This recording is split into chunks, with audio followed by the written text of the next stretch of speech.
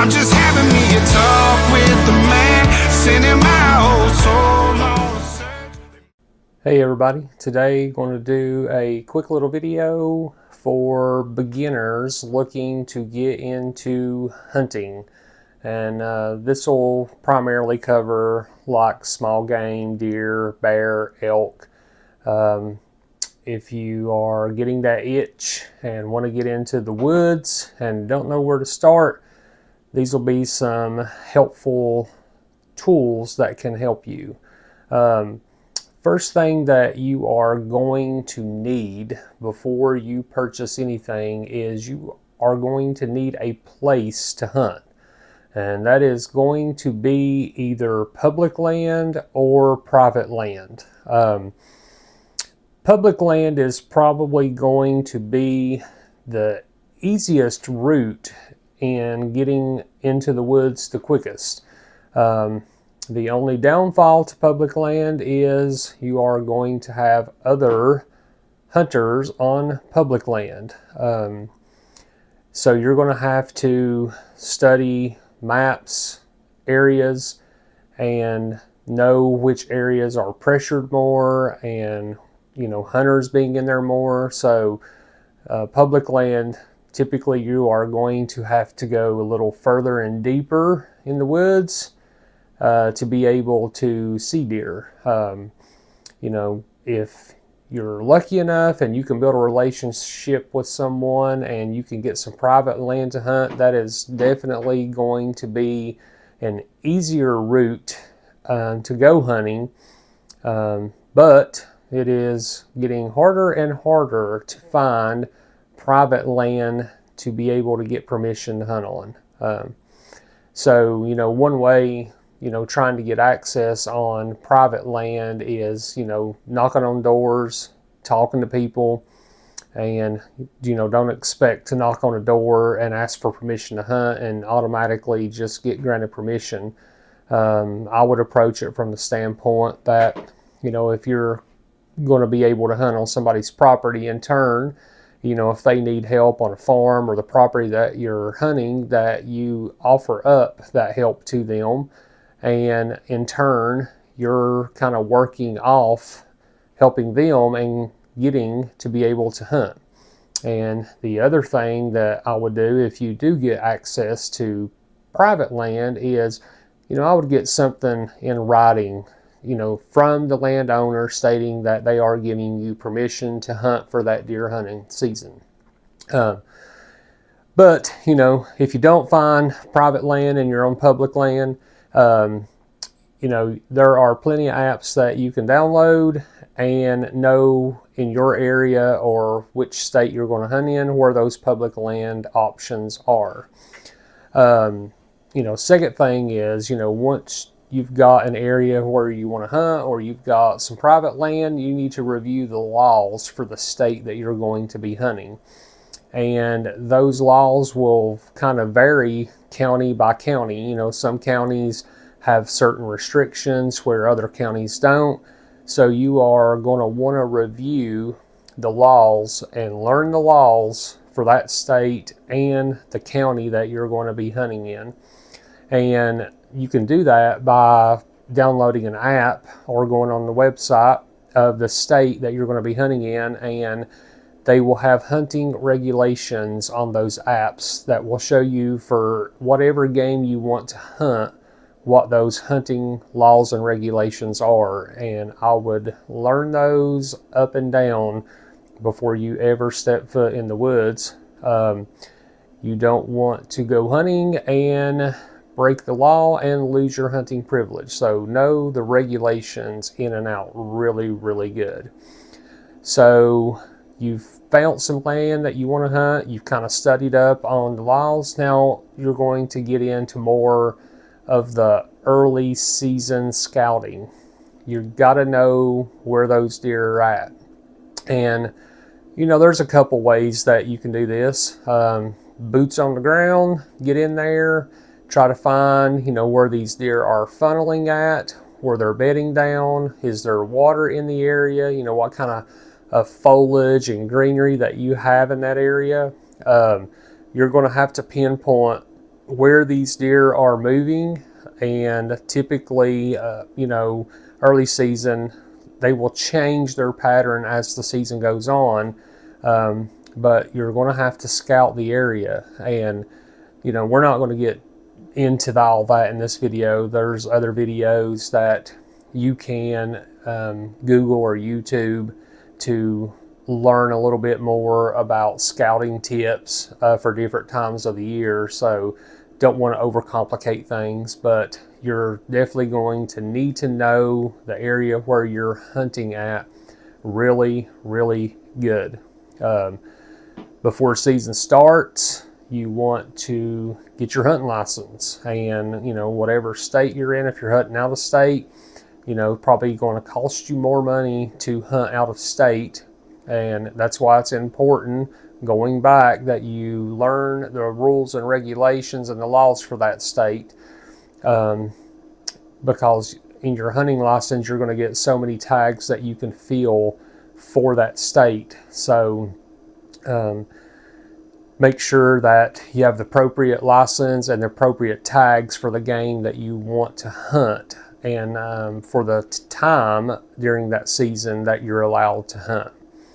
And like I said, you can download those hunting apps for that state, and it makes it really easy on knowing, like for deer, how many bucks you're allowed in a hunting season, when muzzle loading, firearm, and archery, all those seasons are, and when they, how long they run.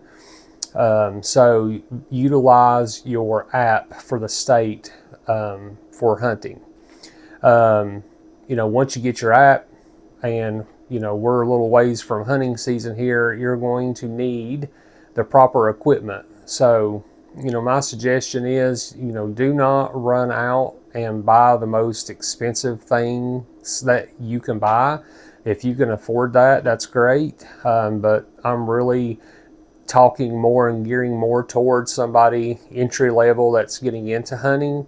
You do not have to spend a lot of money to get into the woods to try to catch you a deer or a bear. You can go to a big box store like Walmart, Rural King, those places, and you can get hunting clothes, and you just want to buy clothes where you can layer as the season gets colder, and you can take clothes off if you're getting warm, because the last thing you want to do is to get into the woods and be sweating and leaving your scent everywhere. If you're going to be hunting primarily on the ground, then I suggest, good camouflage that kind of mimics the area that you're in. If you're going to be, and that's the same if you're in a saddle or a climber, if you're going to be hunting from a ground blind, then I would suggest more black clothes. Most of your blinds on the inside are black, and if you wear black clothing, you're going to kind of blend into that background really, really good. So, the hunting clothes, to me, the most important thing, I think, is your feet. Keeping your feet warm, getting some good insulated boots and socks, and keeping your hands warm. You can buy rechargeable hand warmers now and charge them the night before, put them in your pocket, turn them on, you're good to go. And those things last 4 to 6 hours. You can buy hand warmers and put hand warmers in your pockets.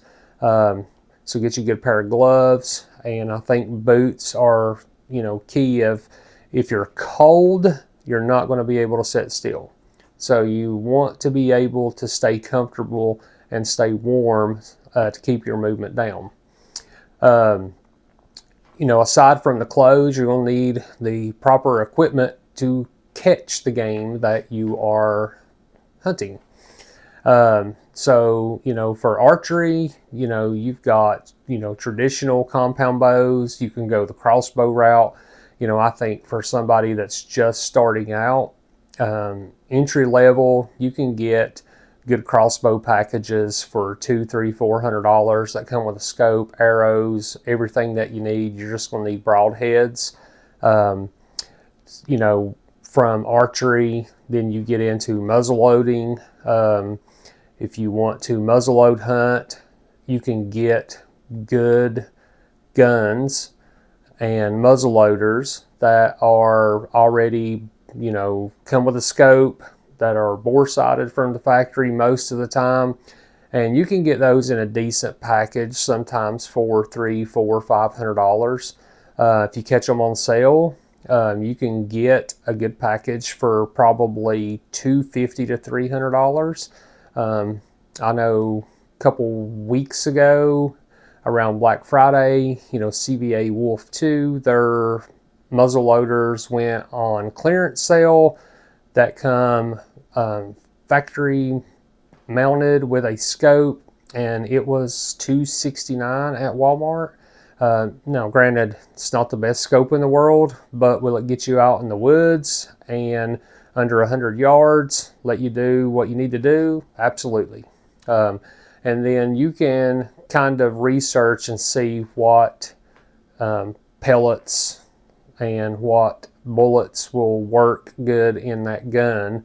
And there's a ton of videos that people that shoot certain muzzleloaders and what groups and shots were best with those specific rounds. So that's another thing that you can do. Then when you get into more of the high powered rifles, these can run you anywhere between $300 and $400 up to thousands of dollars. But I would say, for entry level, which is what we're focusing on, you can go to a store, like we just talked about, Walmart, Rural King, Academy, sometimes has really good specials. And you can get a firearm that already has a scope on it. It's more than likely going to be an off-brand scope, but for just starting out, that's all you're going to need. And do the research, see what good bullet people have had luck with, and that's your starting point. Not every gun is going to shoot the same ammunition good. You're going to have to kind of play around a little bit and see what your gun likes the best and what groupings you are getting the best groups with. And that's the ammunition that you want to go with. So once you get your equipment that you're going to take in, archery, muzzleloading, or firearm, you need to give yourself time to practice. The only way you're going to be good at taking one of these game is just practice. You're going to have to practice over and over and over to be comfortable with your equipment and to be able to take good ethical shots. The last thing you want is the first time to go out hunting and you've only shot your equipment a couple times and you have a game come up on you and you make a horrible shot and you never find the animal that you were trying to take. So practice makes perfect, and you just got to keep shooting until you are comfortable with your equipment. On a side note here, talking about muzzle loading and firearm season, make sure you have blaze orange. Too many times I see videos, I see trail camera pictures of people out hunting and they have no blaze orange on. And a lot of times you have a new hunter, somebody doesn't have blaze orange on, they see movement, and it could just be somebody walking through some thick stuff. You think it's a deer, and that's how accidents happen. So make sure you have the appropriate blaze orange. And plus, it's the law. It's written in the rules and regulations in your app that you download that in those 2 seasons you need to have blaze orange on. One thing that you could do is if you got a buddy that hunts, you could ask a buddy to take you hunting and kind of show you the ropes a little bit. So you're going, once you get started and you have all your equipment, you're probably going to have questions, and there's great resources out there, and there's also resources that going on to Google or YouTube, and you can go down the rabbit hole. And you can spend literally days watching videos and get 20,000 different answers. If you've got somebody that is a really seasoned hunter, a lot of times they have no problem giving you advice. Sometimes you're even lucky enough they will let you tag along just to be able to learn, and they can kind of show you the ropes a little bit.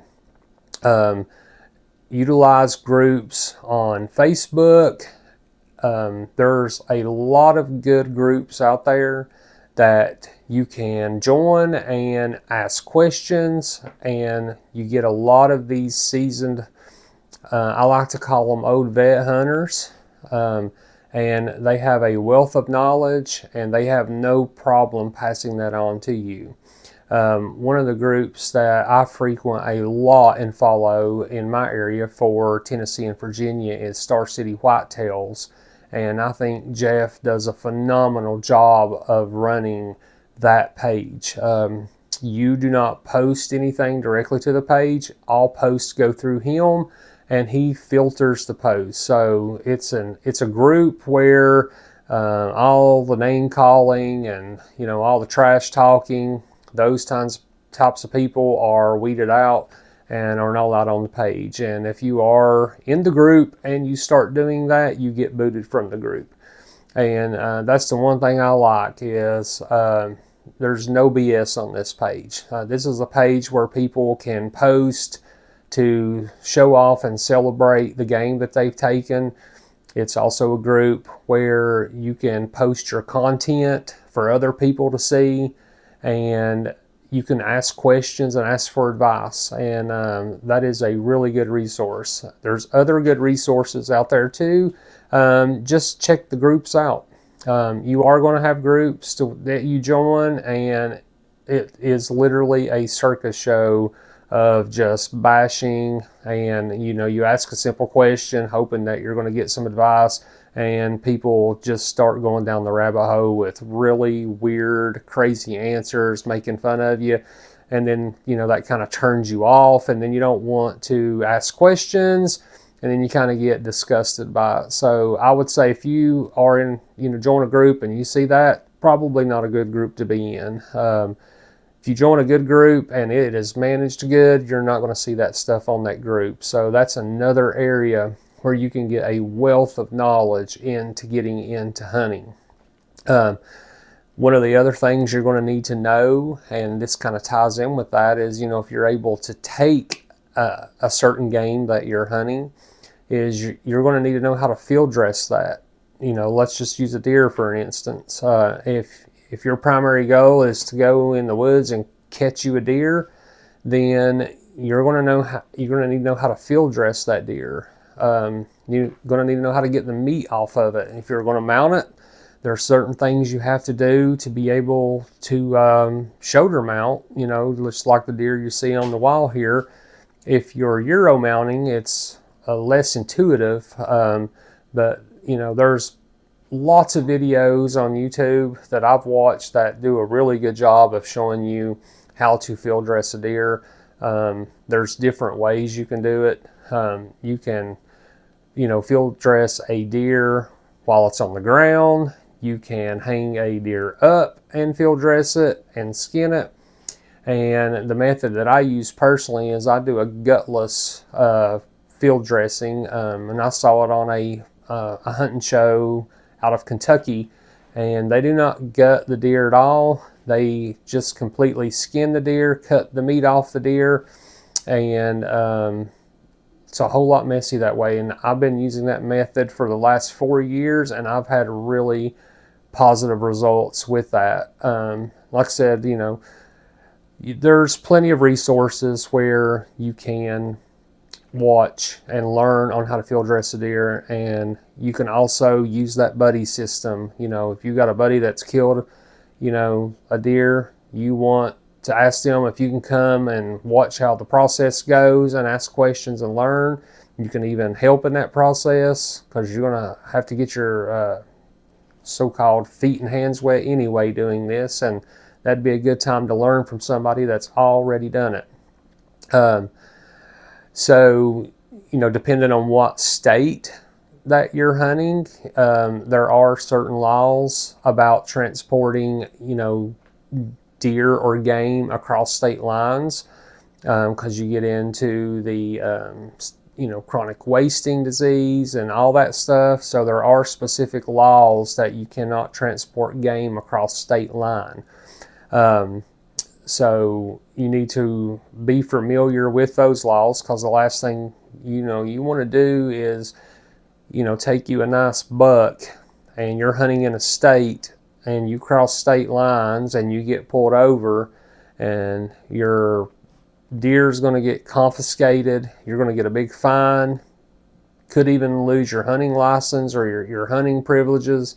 That's the last thing you want, is your first time going out hunting and lose all of your privileges because you weren't familiar with those laws transporting game over the state line. It's big with, transporting brains and eyeballs and that stuff across state line. All that has to be removed before you can bring one back. And you just need to make sure that you are reading up on those rules and following the law correctly so you don't get yourself in trouble. And probably the one thing I could say overall is to ask for help. If you're not sure, whatever you're hunting, what to do, ask for help. Don't be a hunter that just assumes and makes a horrible decision. Like I said, there's plenty of groups and pages and videos out there that can answer a lot of questions that you might have. You can post on these groups and learn from the seasoned hunters on how to do stuff the right way. And in a perfect world, we go hunting, everything happens perfectly, but typically that never happens. You're always going to have some variable to where something goes wrong and you're not going to know what to do. That is where utilizing all of these resources come in handy. Now you can use dogs and drone services to help locate an animal that you have taken, so it doesn't go to waste. So there's plenty of resources out there for you to utilize. And one thing, making sure when you take, let's say a deer, that you are calling that deer in and getting all your information checked in on the deer and writing, getting your e-notch. But also, if you have your paper license, also is writing that confirmation down on your paper and notching out that little notch for your tag. I know, read a couple stories of people that electronically check one out and have their hunting papers with them also, and if that's verified and you have a tag that's not been notched out and your confirmation's not down, it could technically look like that you're trying to not purposely check one in to get an extra tag. So I always do both, even if I'm electronically tagging one and checking one. I also do the same exact thing on my paper and I notch that out. So in a short little video here, I know it seems like a lot to take in, but there's a lot that goes into hunting. Keep it simple. You don't have to get the most expensive stuff. You can do entry-level stuff with clothes, hunting equipment, and be just as successful as somebody walking out into the woods with a $5,000 rifle and $2,000, hunting clothes, and be just as successful. Keep it simple and have fun. That's why we do this. We're in the woods to get meat, to have fun and enjoy the outdoors. That's what being a hunter is all about, is being out there, enjoying that, and creating memories. So I hope you liked the short little video. If you have any questions, just leave a comment below. And if you don't mind, just give me a like and subscribe. And I appreciate y'all, and happy hunting. On a side note, if you are lucky enough to catch you an animal, I highly suggest checking out K&B Taxidermy in Abingdon, Virginia. They do phenomenal work and game processing, and they are super great people. Check them out. I only talk to God when I need a favor.